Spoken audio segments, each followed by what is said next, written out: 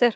అది ఇందాక నరసింహులు అన్నట్టు వీళ్ళిద్దరి జీవితంలో ప్రధానమైనటువంటి అంశం ఇప్పుడు ఏదన్నా ఉంది అంటే నమ్మకం. ఇది 2 ఫేజెస్. ఇందాక నేను నరసింహులు అన్నట్టుగానే ఫేజ్ 1లో ఏమైంది, ఫేజ్ 2లో ఏమైంది, ఫేజ్ 3లో ఏమైంది అని అన్నా.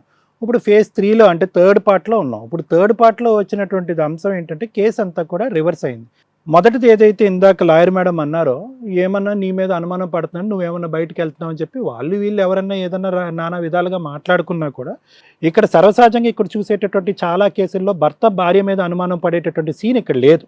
అక్కడి వరకు అయితే మా అందరికి అర్థమైంది. అదేమి ఇక్కడ ఉంది సార్, మొదటి నుంచి అదే సార్ వాళ్ళకు ఉండేది. కానీ వాళ్ళు కాదు, ఇతని గురించి చెప్పు. అందరికి ఫ్యామిలీ మొత్తానికి నీ భర్త ఎప్పుడైనా నువ్వు వేరే వాళ్ళతో తిరుగుతున్నావు అనేటటువంటి మాట ఎప్పుడన్నా అన్నాడా, అనుమానించాడా? నువ్వు బయటకు వెళ్తుంటే కనుక ఈ టైంకి ఎందుకు వెళ్తున్నావు, ఫోన్ వాడుతుంటే ఈ ఫోన్ ఎందుకు వాడుతున్నావు అనే పరిస్థితి ఎప్పుడన్నా ఉందా? ఊరికనే అన్నీ చెప్పేస్తే పెద్ద ఇక్కడ ఎక్కువ చాలా గొప్ప న్యాయం చేసేస్తారు అని చెప్పి మొన్న అంతా కలిపి ఇక్కడ అట్లేం అన్నాడు సార్. మనసులో పెట్టుకుంటాడు. వాళ్ళమ్మ బాత్రూమ్ వేసి నాకంటే ముందే పోయి కూర్చుని ఉంటది అక్కడ, మళ్ళీ నాకంటే ముందే ఇంటికి వస్తుంది. వాళ్ళ అమ్మ, వాళ్ళ తమ్ముడు, వాళ్ళ అన్నయ్య, వాళ్ళ అక్క తప్ప నిన్ను భూప్రపంచంలో ఎవ్వరు అనరు, ఇంక్లూడింగ్ మీ ఆయన కూడా అనుమానించట్లా.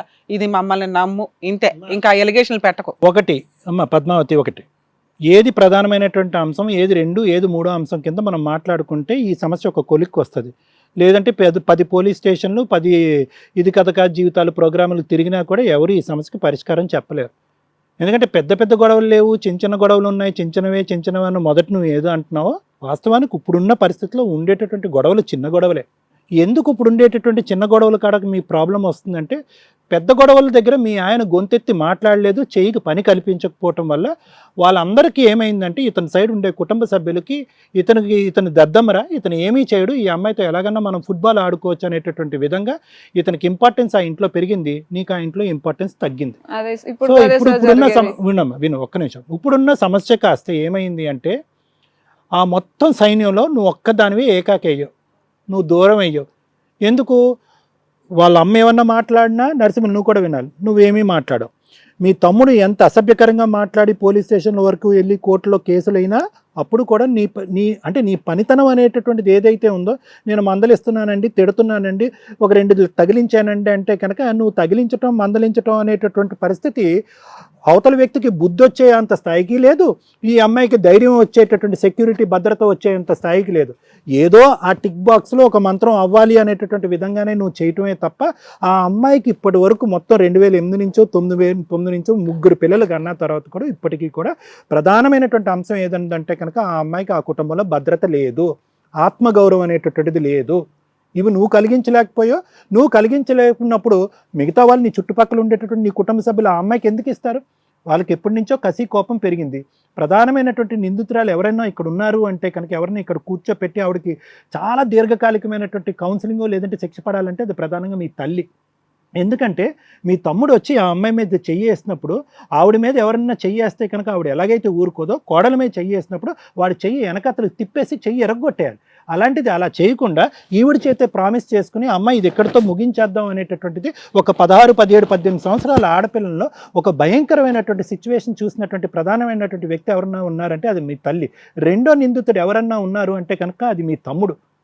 అతనేమో వచ్చి ముందస్తునే అప్పుడే కార్యక్రమం ఏం జరగలేదు, మా అన్న తిట్టలేదు, ఎవరికి తెలియట్లేదు, నేను ట్యాబ్లెట్స్ వేసుకుని సింపతి అనేటటువంటి కొట్టేసేటటువంటి ప్రయత్నం చేద్దాము, పెళ్ళి అయిన తర్వాత కూడా మన క్యారెక్టర్ ఎందుకు మార్చుకోవాలని చెప్పి మళ్ళీ వచ్చి అదే స్త్రీని వచ్చి మళ్ళీ తాకాడు. ఆడికి ఎంత దమ్ము ధైర్యం ఉంటే కనుక మళ్ళీ వచ్చి నీ పిల్లని రెండోసారి ముట్టుకుంటాడు అంటే ఇక్కడ మగాళ్ళు లేరనే కదా.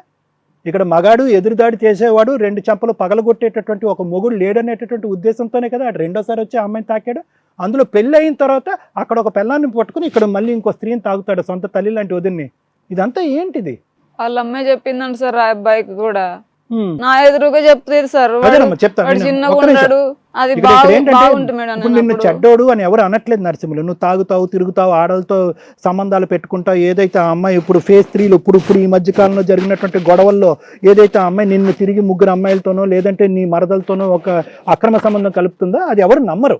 ఎందుకంటే నీలో ఆ గుణం లేదు. ఉదయం 6ంటికి పోతే కనుక రాత్రి 9ంటికి ఇంటికి వచ్చి కష్టపడి కుటుంబం గురించి కాపాడి ఎదురు మళ్ళీ ఆ అమ్మాయి వాళ్ళ ఇంట్లో పెళ్ళి అవుతేనే 2.5 లక్షల పాటు నీ గోటి కూలి పని చేసుకునేవాడు 2.5 లక్షలు అక్కడ ఇచ్చాడు అంటే కనుక. సో ఇక్కడ నాకు కావాల్సింది ఏంటంటే నరసింహులు, నిన్నెవడు ఇప్పుడు చెడ్డోడు అనట్లేదు, నీకు ఒక 100 మంది ఆడవాళ్ళు ఉన్నారు అన్నా కూడా అది మేము నమ్మట్లేదు. ఆ అమ్మాయి వెళ్ళి పోలీస్ స్టేషన్లో ఒక మెంటల్ కేసు వేసి ఉన్న స్థానాన్ని కాస్త రోడ్డు మీదకి వేసుకుంది ఆ అమ్మాయి నీకుని అక్కడ.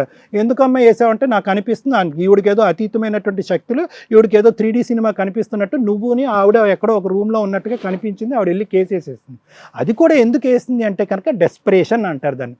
అంటే దిక్కు తోచనటువంటి పరిస్థితిలో ఎక్కడ అరిచినా కూడా ఆవిడకు ఒక గౌరవం, ఒక న్యాయం కనిపించినప్పుడు ఆ ఆడపిల్ల వెళ్ళి ఎక్కడ అరవాలో తెలియక ఇద్దరు పిల్లలు, వయసు వచ్చినటువంటి ఇద్దరు పిల్లలకు చెప్పుకోవాలంటే వాళ్ళిద్దరు వెళ్ళి హాస్టల్లో ఉన్నారు, ఇంట్లో ఒక చంటి బిడ్డ ఉన్నాడు, ఎవరు నా మాట వినేటటువంటి వాళ్ళు లేరు అనేటటువంటి పరిస్థితిలో ఇంక దిక్కు తోచనటువంటి పరిస్థితిలో ఏదో ఒకటి ఆలోచించాలి, నా మొగుడు నా దగ్గర రావట్లేదు అంటే ఎక్కడికో పోతున్నాడు అనేటటువంటి ఆలోచన ఎలా ఉంది అనే ఉద్దేశంతో ఆవిడ వెళ్ళి ఆ కేసు వేసింది.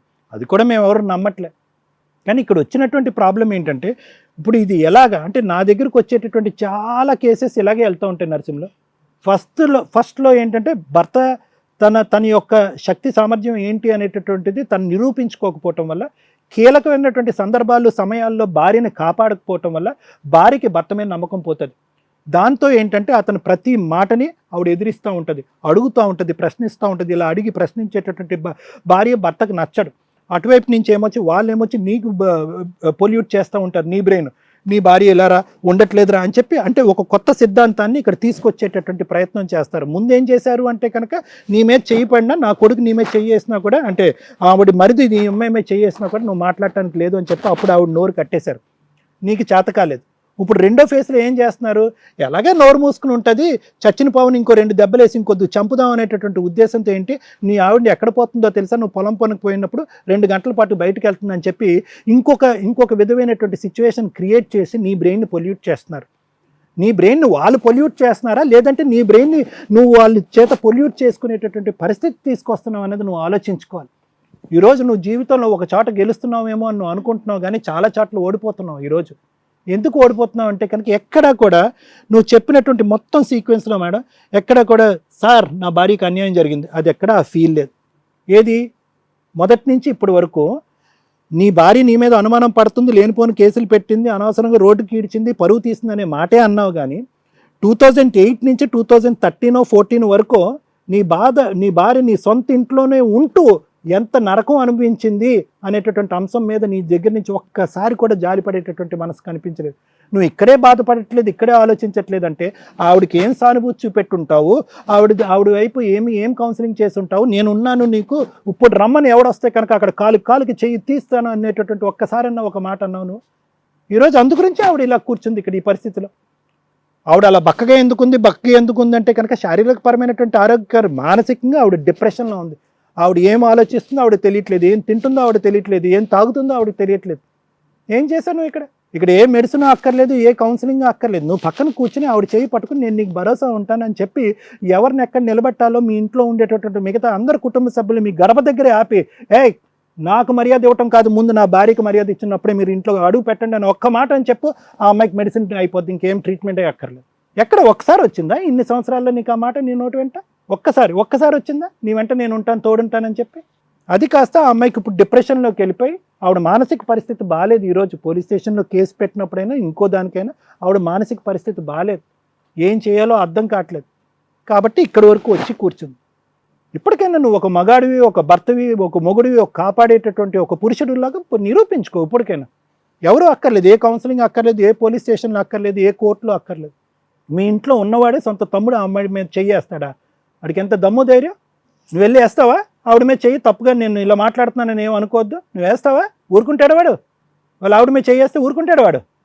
మేడం ఇక్కడ ఒకటి సింపుల్ సొల్యూషన్ మేడం, దీనికి ఏమీ పెద్ద వేదికలు ఏమీ అక్కర్లేదు. వీళ్ళిద్దరి మధ్యన ఏంటంటే ఇతను మంచివాడే, ఆవిడే మంచిది. ఇక్కడ ఏమి దుర్మార్గులు, దుష్టులు, అగౌరవంగా ప్రవర్తించేటటువంటి వాళ్ళు, అక్రమ సంబంధాలు నేను మనస్సాక్షి మీద చేసి చెప్తున్నాను. ఈరోజు నాకు ఉండేటటువంటి అనుభవంతో వ్యక్తిత్వాలకు సంబంధించినటువంటి విశ్లేషణ చేసేటటువంటి దాంట్లో నాకు దగ్గర 25 నుంచి 30 సంవత్సరాల పాటు అనుభవం ఉంది. నీ మొగుడు చండాలమైనటువంటి పనులు, వేరే స్త్రీలతో తిరిగేటటువంటి కార్యక్రమాలు నడుపుదు. అది నాకంటే బాగా నీకు తెలుసు. నీ మనస్సాక్షి, నీ లోపల ఉండేటటువంటి మనస్సాక్షి, నీ మొగుడు ఎవరు, 15 సంవత్సరాల పాటు ప్రయాణం చేసిన నీ మొగుడు ఎవరు అన్నది నీకు తెలుసు. కానీ నీకు దిక్కుతోచినటువంటి పరిస్థితిలో ఏదో విధంగా వేలెత్తి చూపెట్టి తనకు బుద్ధి చెప్తే అప్పుడైనా నా పక్కన వచ్చి కూర్చొని పడుకుంటాడనే ఉద్దేశంతో నువ్వు ఇది ఒక విధమైనటువంటి ఆలోచన శైలిలోకి వెళ్ళిపోతున్నావు. ఆ ఆలోచన శైలి వల్ల ఏమవుతుందంటే నీ మొగుడికి ఇంకా దూరం వెళ్ళిపోతావు. పోనీ వెళ్ళిపోయి విడాకులు తీసుకుని ఎక్కడో ఉండేటటువంటి పరిస్థితి కూడా లేదు. మానసికంగా దూరం అయిపోతావు, శారీరకంగా అదే ఇంట్లో ఉండాలి. ఇతను చచ్చినారాడు, ఏమీ లేకుండానే ఇతను దగ్గర రావట్లేదు, ఏమీ లేకుండానే నీకు గౌరవం ఇవ్వట్లేదు. అలాంటిది నీ తోటికోడలతో అక్రమ సంబంధం పెడితే వచ్చి కూర్చుని నీ పక్కన నిన్ను లాలించి పోషిస్తాడా? సో నువ్వేం కావాలి అంటే కనుక ఇక్కడ నీ ఆలోచన అనేటటువంటిది బయటకు రావాలి. నువ్వు ఈ డిప్రెషన్ అనేటటువంటి దాంట్లోంచి బయటకు రావాలి. నీ మొగుడు ఎవరి మొగుడు కాదు, ఎక్కడికి పోలేదు, ఎవరి పక్కన పడుకోలేదు. ఫస్ట్ ఇది నమ్ము. మీ గొడవలు వేరే ఉన్నాయి, అప్పుడు ఎప్పుడో కాస్త గొడవ ఈరోజు ఇక్కడ తీసుకొచ్చి ఇలా చీలికి గాలివాన్లోకి వచ్చి ఇక్కడ చండాలమైంది. సో నా ఉద్దేశం ఏంటంటే మేడం, పద్మావతికి బహుశా వీళ్ళకి బహుశా పోలీస్ స్టేషన్లో జరిగేటటువంటి కౌన్సిలింగ్స్లా కాకుండా ఒక మెడికల్ ఫెసిలిటీలో, అంటే నా లాంటి వాళ్ళు ఎవరన్నా ఉండి, నేను కానీ లేదంటే మీ కర్నూలులో మీకు తెలిసినటువంటి కౌన్సిలర్స్ నన్ను రికమెండ్ చేయమంటే నేను చేస్తాను.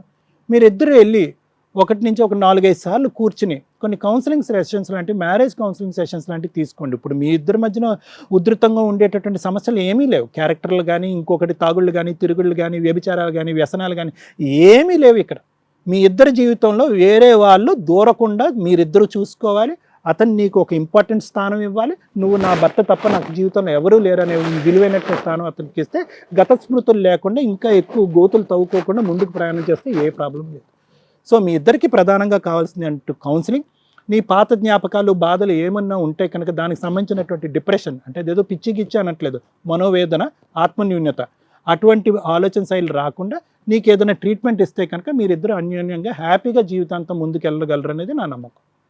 Thank you sir. Hit TV app, ఇందులో short news, live news, entertainment shows, movies, digital magazines తో పాటు మీ జిల్లా వార్తలను కూడా ఫ్రీగా చూడొచ్చు.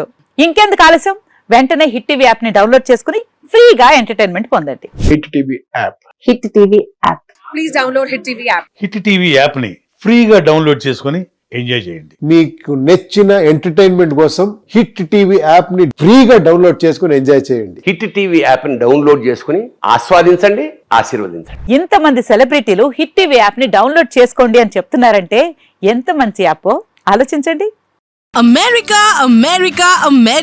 అమెరికాలో చదవాలనుకునే వాళ్ళకి విశ్వసనీయమైన పేరు మన శౌర్య కన్సల్టెన్సీ.